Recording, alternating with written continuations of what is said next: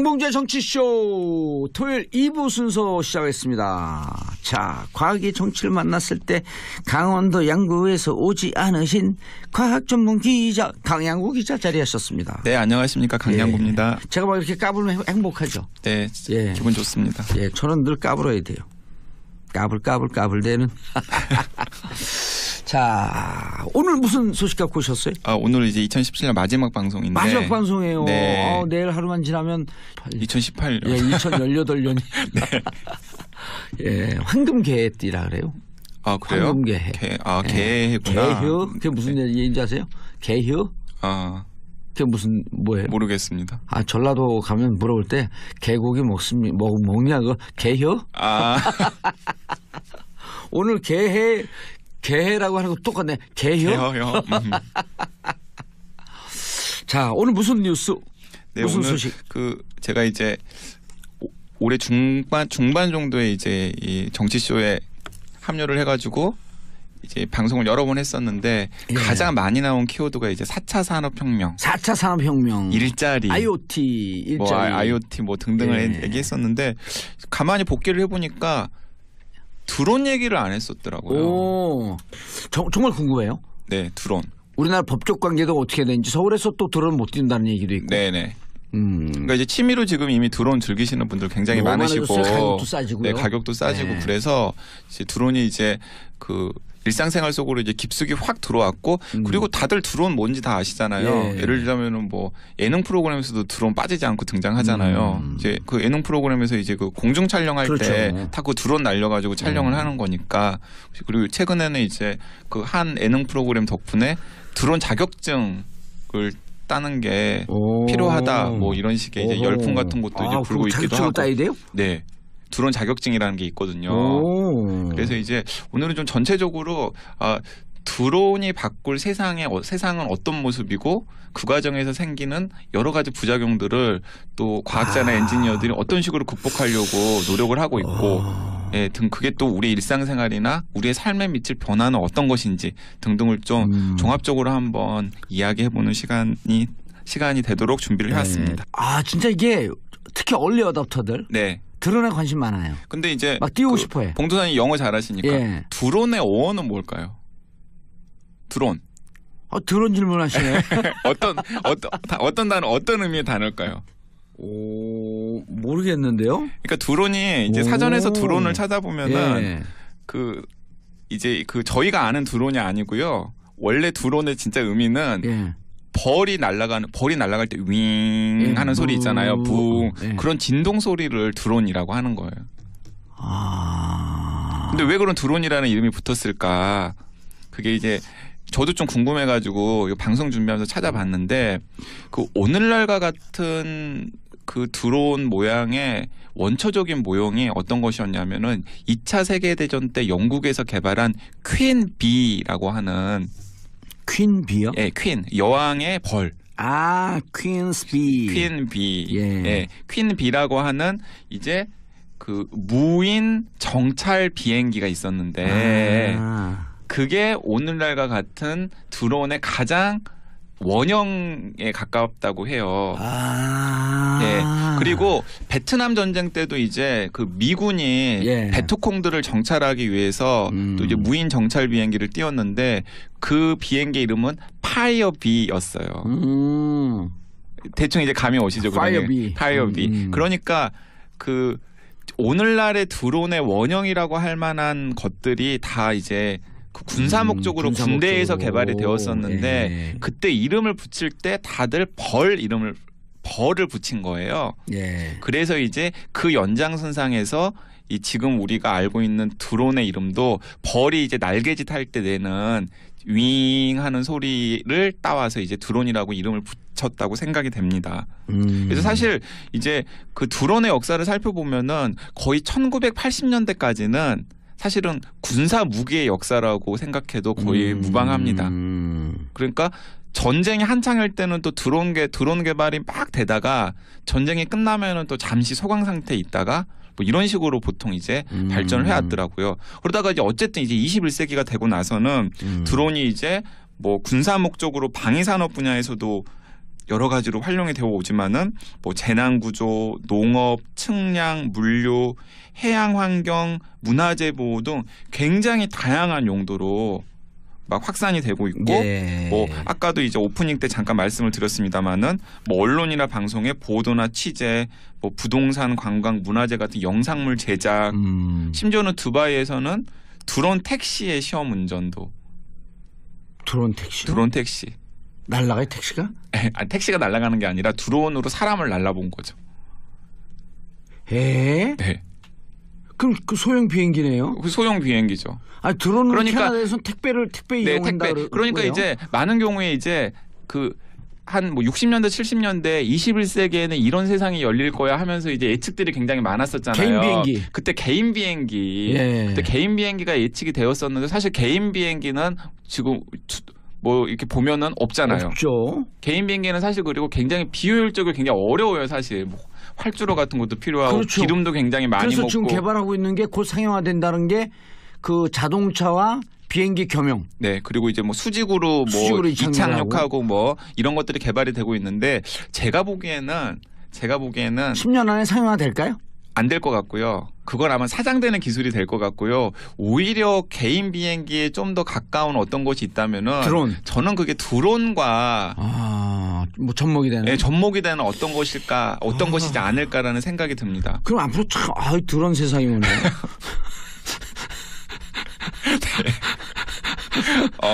뭐 더러운 세상이 될지 어쩔지는 모르겠어요. 드론 세상. 네. 드론 세상이 되는 게 네. 드론이 온갖 곳에 다 쓰이는. 네, 온갖 곳에 다 쓰이는. 드론 진짜 참 좋네 이거. 방송 비호를 못 하는데 비호를 하고 싶은 욕망이 계속 생기거든요. 이 드론 얘기 계속 드러나시죠. 네. 그리고 이제 또 드론이 네. 또 사람들의 목숨을 구하는 데도 굉장히 효과적으로 쓰일 수가 있는데요.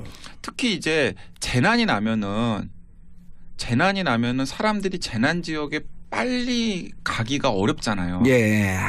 근데 그건 참 큰 문제인 게 뭐냐면은 예를 들어서 뭐 아이티 지진, 뭐 네. 네팔 지진처럼 이제 큰 지진이 났어요. 지진이 나면은 이제 구호 물자라던가 아니면은 구조대들이 이제 그 현장에 갈 때까지 시간이 걸리겠잖아요. 예. 그 현장에 가면은 제일 먼저 하는 일이 어떤 곳에서 어떤 피해들이 일어났는지를 조사하는 데 상당한 시간이 걸려요. 예. 그러니까 어떤 곳에 피해가 컸고 어떤 곳이 무너졌으니까 거기로 자원을 투입해야 되고 인력을 투입해야 되고 이런 것들을 조사하는 재난 지도를 그리는데 시간이 굉장히 오래 걸리고 그 재난 지도를 그리는 동안에 사람들이 많이 죽는 거죠. 그 시간이 골든타임을 놓치는. 네, 골든타임을 놓치는 거죠. 그 시간에. 그런데 그래서 이제 이 IT나 아니면은 이 테크놀로지와 재난 구조를 접목해 보려고 하는 사람들이 어떤 생각을 했었냐면은 사람을 뭐 보내기 전에 드론을 먼저 날리는 거예요. 그래서 상황 파악을 딱 하는 거지. 상황 파악을 하는 거죠. CCTV를 거기에 무선 CCTV를 달아갖고. 왜냐하면 이제 위성 사진 같은 것도 있지만 위성은 또 맨날 돌고 있기 때문에 그걸 너무 높이서 찍잖아요. 그 높이서 찍으니까 해상도에도 아무래도 문제가 있을 수 있고 그러니까 어떤 곳에 지진이 나거나 아니면 핵발전소 사고가 일어났다거나 뭐 화산 폭발이 났다거나 인간이 접근하기 여의치 않은데 가면 무조건 이제 드론을 먼저 띄우는 거죠. 가지고 드론을 굉장히 낮게 띄우면서 이제 어떤 곳에 어떤 곳에 피해가 집중되어 있고 어떤 곳에 구조해야 될 사람들이 있고 이런 것들을 굉장히 빠른 속도로 파악을 해서 재난 지도를 그리는 거예요. 파악을 하고 또 그 드론을 한 3,400대를 동시에 띄우는 거야. 드론 하나에 구조 요원 한 명씩 태워갖고. 뭐 나중에는 그런 것도 가능할 수도 있겠죠. 금방 가능해요. 아니 그리고 나중에는 진짜 방금 말씀을 하셨으니까 제가 개인 비행기가 드론과 결합된 형태로 될 수 있을 것이다라고 했잖아요. 그거 제가 생각하기엔요.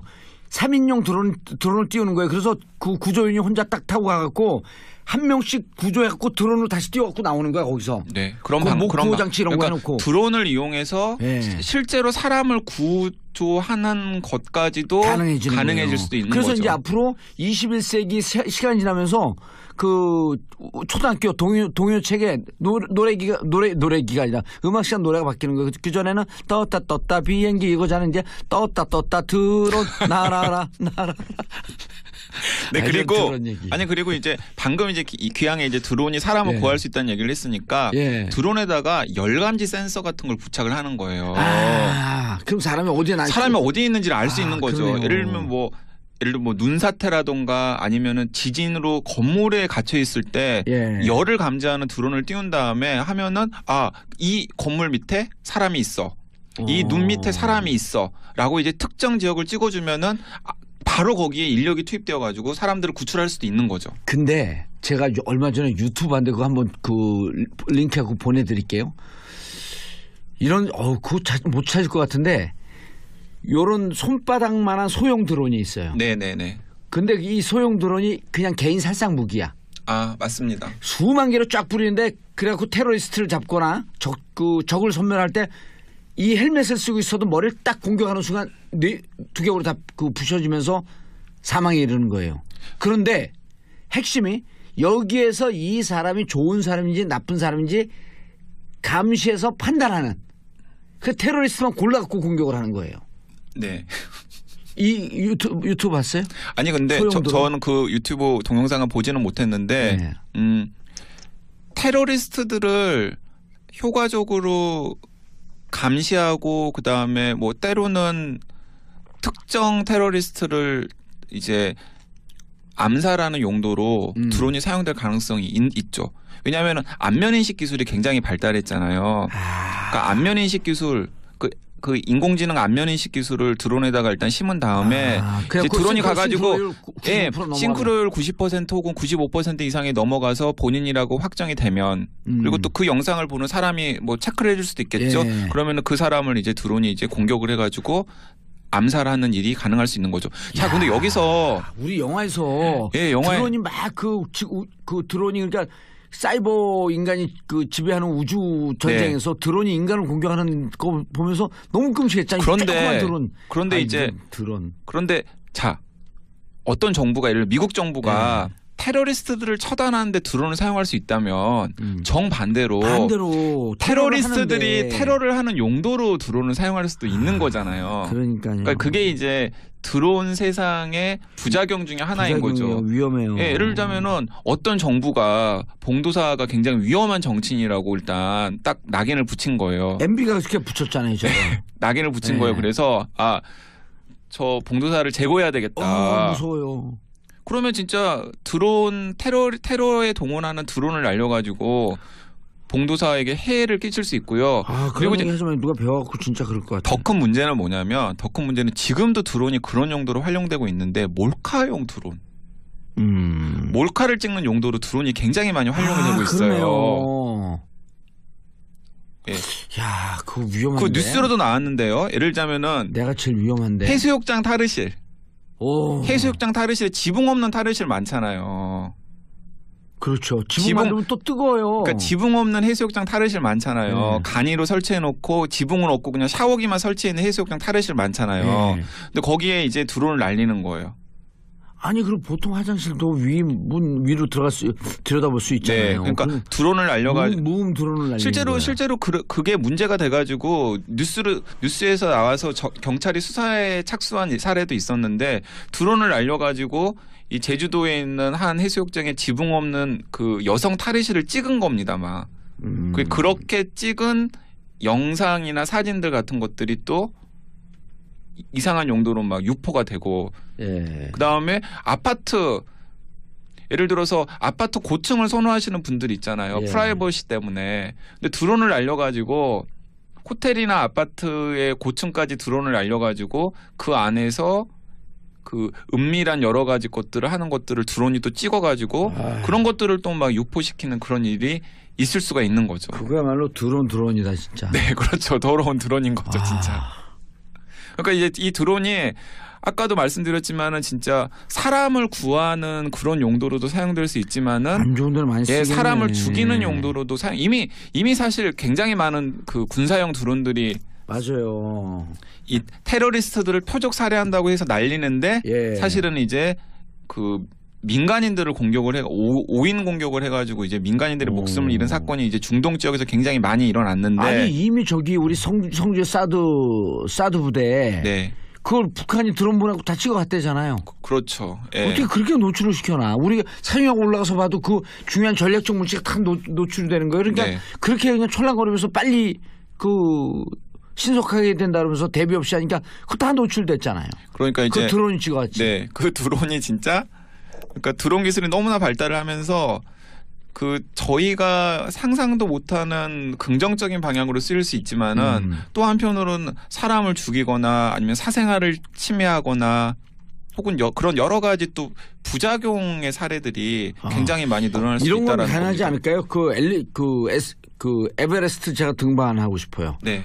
다 산소 마스크 다 하고 드론 실어갖고 정선에 딱 실어 날려는 거야. 정선에서 깃발 꽂고 다시 드론 타고 내려오는 거예요. 아니 그래서 그 저도 이제 방송 준비하면서 네. 막 여러 가지 상상들을 해봤는데 케이블카 논란이 있잖아요. 예. 케이블카를 지어야 되나 말아야 되나. 근데 이제 케이블카를 지어야 된다라고 이제 주장하시는 분들이 많이 얘기하는 게 어쨌든 산에 대한 접근성 같은 것들을 이 케이블카가 높여주지 않냐. 왜 산 정상에 꼭 등산 좋아하는 사람은 올라가야 되냐. 저는 사실은 왜 산 정상에 꼭 올라가야 되는지도 잘 모르겠긴 합니다만. 저는 산이 왜 있어야 되는지도 잘 모르겠어요. 네. 근데 어쨌든 간에 그 방금 말씀하신 연장선상에서 드론 기술이 앞으로 좀 더 개발이 되어가지고 예. 진짜 사람 몇 사람을 실어날 수 있다면은 두바이 산게 성공했어요, 근데? 네. 실현할 수 있다면은 실현할 수 있고 그다음에 안전성이나 이런 문제들이 이제 대폭 이제 강화되는 여러 가지 장치들이 생긴다면은 사실은 정말 말씀하신 것처럼 특정 산의 어떤 포인트에 드론이 사람을 실어다가 날라주는 일들이 생길 수가 있고 그런 사업이 또 번창을 할 수도 있는 거죠. 그렇죠. 레포츠 저기 없어지겠네. 행글라이딩과 패러글라이딩이 없어질 수 있겠네. 드론 타고 다니니까. 그러니까 지금도 그게 기술적으로는 전혀 기술적으로는 문제가 없는 게 우리나라에서 있었던 재밌다. 일이에요. 너무 재밌어요. 고흥 아시죠? 고흥. 예. 예. 고흥의 선착장에서 드론이 이륙을 했어요. 오호. 그래서 고도 50m 상공으로 날아서 그 등량도라는 섬 마을회관에다가 우편물 8kg을 정확하게 전달한 후에 무사 귀환한 거죠. 오, 그게 드론을 이용한 택배. 10분 걸렸어. 10분. 야. 그리고 또 이건 또 수동으로 원격 조정을 한 게 아니라 그냥 AI를 입력시켜서 그냥 이렇게 이륙, 비행, 배송, 귀환까지 모든 과정이 자동화한 거죠. AI 인공지능을 심은 거 아니에요? 그렇죠. 그리고 거기다 아주 초보적인 내비처럼 입력만 한 거지. 초보적인. 그래서 이제 종전에는 당연히 이제 그 우편물을 배달하기 위해서 집배원이 왔다 갔다 해야 됐잖아요. 예. 근데 그걸 이제 드론이 이제 하는 것이 가능하고. 그럼 집배원 일자리 잘렸잖아요. 맞습니다. 그래서 이제 아마존 같은 곳에서는 지금 드론을 이용한 택배 배송 이런 것들을 이제 계속 시도해 보려고 지금 추진 중인데 그러면 당연히 그 연장선상에서 어떤 일자리들은 사라질 수밖에 없겠지요. 이것도 사실 드론 시대가 가져오는 부작용 중에 하나입니다. 드론이 우리의 일상생활을 굉장히 획기적으로 바꿀 텐데 특히 수송이나 운송에 드론이 많이 활용이 될 가능성이 커요. 그래서 그 택배하시는 분들 일자리 없어지기 때문에 점차 앞으로 이제 사회는 국민들에게 기본소득을 제공하는 사회로 가야 돼요. 근데 저는 그게 꼭 그렇게 나쁜 방향이라고는 생각하지 나쁜 방향이 않아요. 아니에요. 예, 왜냐하면은 그 사실 택배 배달이나 이런 것들은 굉장히 저임금에 고생을 하시는 맞아요. 일자리잖아요. 그러니까 저는 그런 일자리들은 드론이 해결을 하고 그리고 그분들에게 여러 가지 형태의 사회에서 뭐 기본소득 같은 것들 일정 부분의 소득도 보장을 하고 또 재교육을 해서 다른 직종에 좀 더 유용하고 그다음에 본인의 자기 개발을 할 수 있는 다른 유용한 직장으로 이렇게 약간 이동할 수 있도록 돕는 것도 우리 사회가 앞으로 해야 할 과제라는 생각도 듭니다. 알겠습니다. 자, 강양구 기자님 연말까지 고생하셨습니다. 인사하시고요. 네, 강양구였습니다. 예, 내년에 모든 대한민국 국민들이 이렇게 힘찬 희망을 품고 나를 수 있는 한 해가 되기를 기원하면서 에픽하이 플라이 퀸 B라고 하는 이제 그 무인 정찰 비행기가 있었는데 그게 오늘날과 같은 드론의 가장 원형에 가깝다고 해요. 예. 그리고 베트남 전쟁 때도 이제 그 미군이 베트콩들을 정찰하기 위해서 또 이제 무인 정찰 비행기를 띄웠는데 그 비행기 이름은 파이어비였어요. 대충 이제 감이 오시죠. 파이어비. 그러니까 그 오늘날의 드론의 원형이라고 할 만한 것들이 다 이제 그 군사 목적으로 군대에서 개발이 되었었는데 그때 이름을 붙일 때 다들 벌을 붙인 거예요. 그래서 이제 그 연장선상에서 이 지금 우리가 알고 있는 드론의 이름도 벌이 이제 날개짓 할 때 내는 윙 하는 소리를 따와서 이제 드론이라고 이름을 붙였다고 생각이 됩니다. 그래서 사실 이제 그 드론의 역사를 살펴보면은 거의 1980년대까지는 사실은 군사 무기의 역사라고 생각해도 거의 무방합니다. 그러니까 홍봉재 정치쇼 토요일 2부 순서 시작했습니다. 자, 과학이 정치를 만났을 때 강원도 양구에서 오지 않으신 과학 전문 기자 강양구 기자 자리하셨습니다. 네, 안녕하십니까, 강양구입니다. 예. 제가 막 이렇게 까불면 행복하죠. 네, 예. 기분 좋습니다. 예, 저는 늘 까불어야 돼요. 까불대는. 자, 오늘 무슨 소식 갖고 오셨어요? 오늘 이제 2017년 마지막 방송인데. 마지막 방송이에요. 네. 내일 하루만 지나면 2018년. 예, 2018년이. 네. 예, 황금개띠라 그래요. 아, 그래요? 황금개해. 개해구나. 개휴? 그게 무슨 얘기인지 아세요? 개휴? 그게 무슨 뭐예요? 모르겠습니다. 전라도 가면 물어볼 때 개고기 먹냐고 개휴? 오늘 개해라고 하는 거 똑같네. 개휴? 자, 오늘 무슨 뉴스? 네, 무슨 오늘 소식?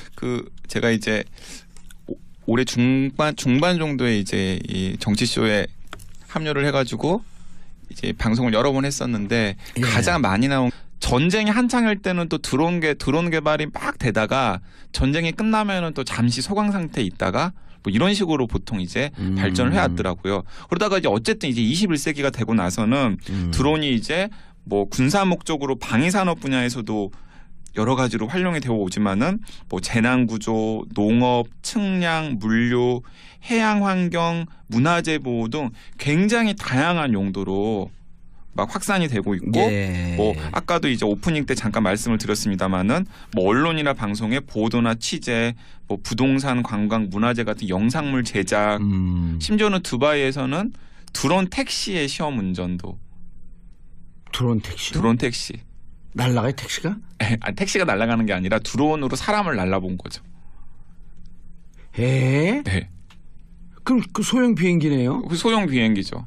드론으로 그러니까 캐나다에서 택배 이용한다. 그러니까 이제 많은 경우에 이제 한 뭐 60년대 70년대 21세기에는 이런 세상이 열릴 거야 하면서 이제 예측들이 굉장히 많았었잖아요. 개인 비행기. 그때 개인 비행기. 예. 그때 개인 비행기 키워드가 이제 4차 산업혁명. 4차 산업혁명. 일자리. IoT 일자리. 뭐 IoT 뭐 등등을 예. 얘기했었는데 가만히 복귀를 해보니까 드론 얘기를 안 했었더라고요. 오, 정말 궁금해요. 네, 드론. 우리나라 법적 관계도 어떻게 되는지 서울에서 또 드론 못 뛴다는 얘기도 있고. 네네. 그러니까 이제 취미로 지금 이미 드론 즐기시는 분들 굉장히 많으시고 가격도 싸지고요. 네, 가격도 싸지고 네. 그래서 이제 드론이 이제 그 일상생활 속으로 이제 깊숙이 확 들어왔고 그리고 다들 드론 뭔지 다 아시잖아요. 예. 예를 들자면은 뭐 예능 프로그램에서도 드론 빠지지 않고 등장하잖아요. 이제 그 예능 프로그램에서 이제 그 공중 촬영할 그렇죠. 때 타고 드론 날려가지고 촬영을 하는 거니까 그리고 최근에는 이제 그 한 예능 프로그램 덕분에 드론 자격증을 따는 게 필요하다 뭐 이런 식의 이제 열풍 같은 것도 이제 불고 있기도 하고. 따야 돼요? 네. 드론 자격증이라는 게 있거든요. 그래서 이제 오늘은 좀 전체적으로 드론이 바꿀 세상은 어떤 모습이고 그 과정에서 생기는 여러 가지 부작용들을 또 과학자나 엔지니어들이 어떤 식으로 극복하려고 노력을 하고 있고 등 그게 또 우리 일상생활이나 우리의 삶에 미칠 변화는 어떤 것인지 등등을 좀 종합적으로 한번 이야기해보는 시간이 되도록 준비를 해왔습니다. 진짜 이게 특히 얼리 어답터들 네. 드론에 관심 많아요. 근데 이제 막 띄우고 싶어해. 봉도사님 영어 잘하시니까 예. 드론의 어원은 뭘까요? 드론. 드론 질문하시네. 어떤 단어 어떤 의미의 단어일까요? 모르겠는데요. 그러니까 드론이 이제 사전에서 드론을 찾아보면은 예. 이제 저희가 아는 드론이 아니고요. 원래 드론의 진짜 의미는 예. 벌이 날아갈 때 윙 하는 소리 있잖아요. 붕. 예. 그런 진동 소리를 드론이라고 하는 거예요. 근데 왜 그런 드론이라는 이름이 붙었을까? 그게 이제 저도 좀 궁금해가지고 이 방송 준비하면서 찾아봤는데 그 오늘날과 같은 그 드론 모양의 원초적인 모형이 어떤 것이었냐면은 2차 세계대전 때 영국에서 개발한 퀸 비라고 하는 퀸 비요? 예, 퀸 여왕의 벌. 아, 퀸스비. 퀸 비. 예. 예.